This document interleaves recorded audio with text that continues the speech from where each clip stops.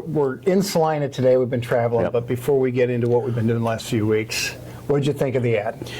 I thought it was very innovative. I think everybody that has seen it says, well, that was creative. That was good. I think I think what it shows, Scott, is that you're willing to maybe poke a little fun at yourself on this very serious issue. That is still the #1 issue we're finding. And so, no, I think it's very effective, I believe. Yeah, and of course, so, obviously BALD is an acronym, Better Affordable Living by Decreasing Property Taxes. But there's substance behind it. Granted, yes, I'm making fun of myself, the only bald candidate in the race, the only bald guy on the ticket, actually. Yeah. But there's substance there, and so I kind of want to get here to say, yes, we can have fun and, be lighthearted and let folks know there's actually skin on the candidates. We're human beings. But we do have some policy ideas. And how are people receiving the policy ideas? Every place I've been able to be, and I've been all over the state to talk to people, and they sit and listen, they ask questions, and they go, oh, you have a plan. You really want to try to solve some of these issues instead of just talking around the issues. Yeah. And I tout our experience, Scott. Between you and me, we have almost 30 years in the legislature, both been in leadership positions in the legislature. They've elected you twice to be Secretary of State, so we're there. We're already there. We're not new to solving problems, especially complex problems. And when we go around the state, obviously, and even other people in this race and in legislative races, they're hearing the same thing on property taxes. But whether it's someone running for legislature or anybody that touches property taxes, even some people running for Congress are talking property taxes. They say, well, we need to go in and look at this, and we need to get something done. But they don't say how, what, or specifically they're going to get done. And you and I can go out there and here's 9 things. We don't have to pass them all. But here we're having a conversation, and they're not static. We're flexible. We understand. I learned it from Rick Carlson. It takes 2 things to pass property taxes: consensus and Republican government. You and I can do that both. But we're the only ones out there well, what about this?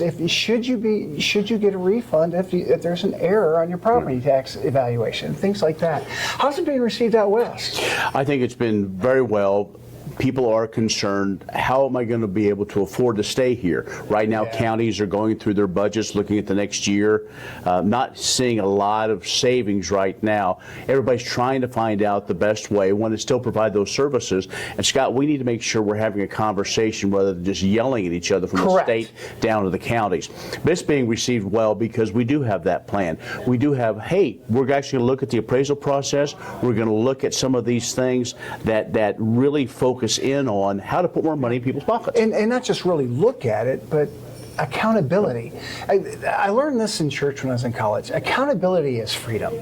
If there's no accountability, then it's always going to be your fault. But if an appraiser's getting it right and have accountability, the accountability justifies that appraiser. But if they're getting it wrong, then we need to have an exposed process so somebody knows why. And our plan affords for that. We're not blaming county commissioners. We're not blaming colleges. We're not blaming K through 12. We just want accountability. And I haven't heard one complaint from an appraiser yet.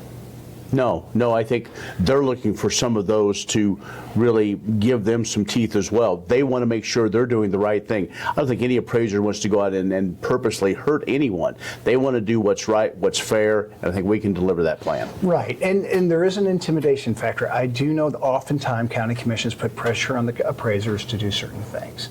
I want to give that pressure relief off them, so it's no, you're held accountable to the state that doesn't have this relationship with someone you're next door to your neighbor that's no, you're going to do this or I can fire you. Right. Gives them the back to say, well, this is what the state says I must do, and it takes the pressure off those local folks. Before we wrap this up, I do want to say our hearts go out to the folks not only here in Salina that had those devastating storms. We also know much of Kansas received much needed rain, but almost too much, and so we know they're dealing with a lot. While we get caught up in the campaign, there are people that are out there just trying to live their lives. Right. And thank you for saying that, because that does mean much. It puts it in perspective that while running for governor is important, there are more important things. So we'll be praying for those folks that have property damage and anybody who's been any injuries or anything like that. It's scary, the Kansas storms, but it's Kansas, and we've learned to adapt and overcome these things. All right.